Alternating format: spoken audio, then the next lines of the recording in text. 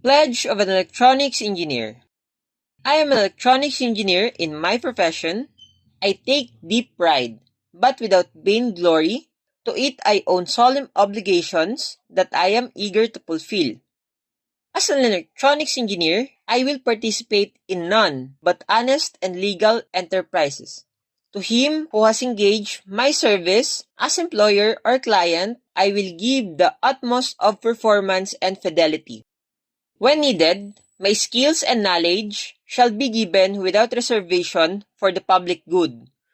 From my special capacity springs the obligation to use it well in the service of humanity, and I accept the challenge that this implies.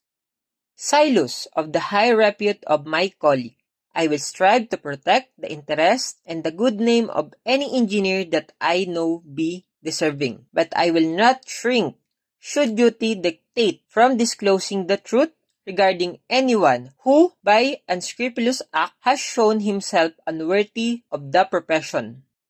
As others before me have vitalized and turned to practical account the principles of science and the revelation of technology, and have rendered usable to mankind nature's vast resources of matter and energy, so do I dedicate myself to the analysis, synthesis, and dissemination of engineering knowledge and practice, and especially to the institution of younger members of my profession in all its art and tradition. To my colleagues, I pledge in the same full measure I ask of them integrity and fair dealing, tolerance and respect, and devotion to the standards and the dignity of our profession, with the consciousness always that our special expertise carries with it the obligation to serve humanity with complete dedication. So help me God.